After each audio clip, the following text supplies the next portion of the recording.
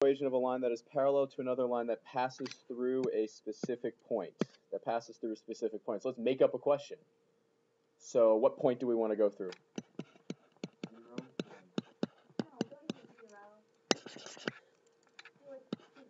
2, 1, okay. And what line? Parallel to what line?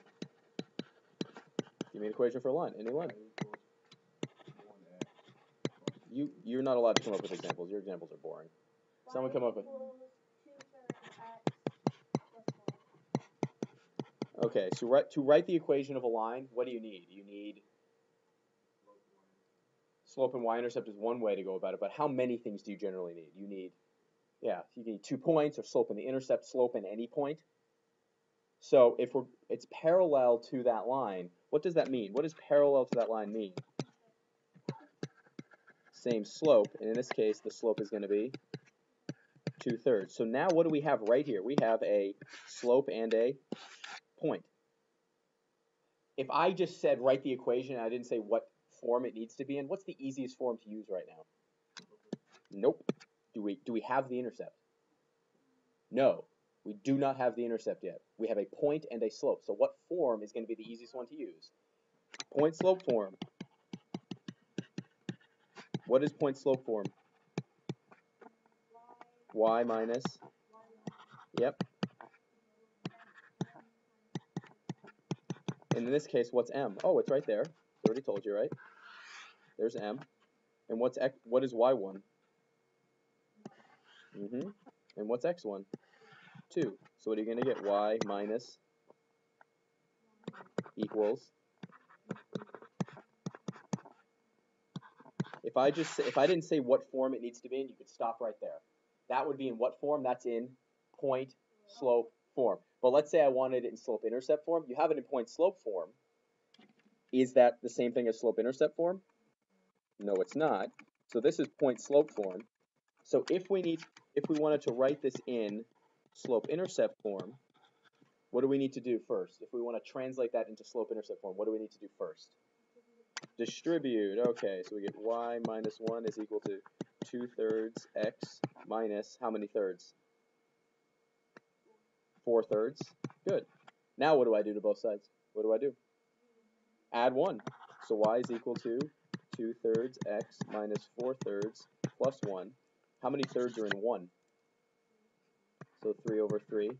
So you have minus 4 of them and positive 3 of them. So how many do you have total? Minus 1/3. Exactly. So now what do you have? This is the slope-intercept form.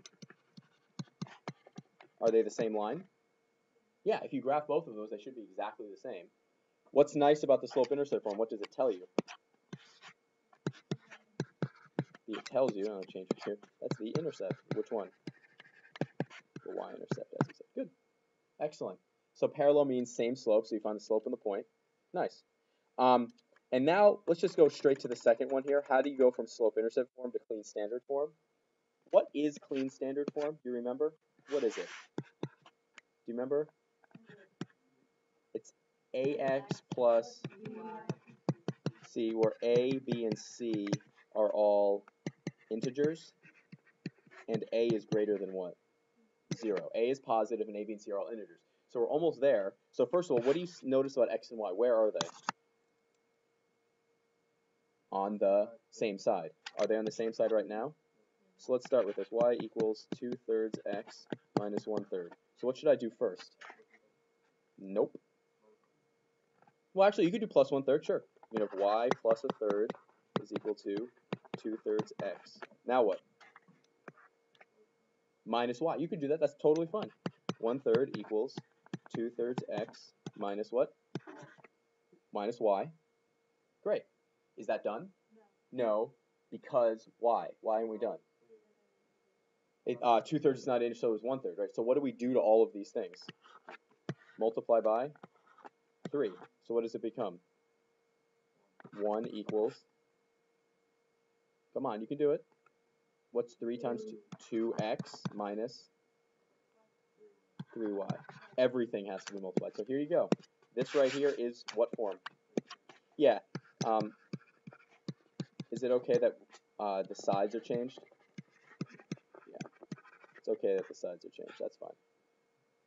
Okay, so let's go back up here. And I think this is going to over. Oh, good. It moves everything.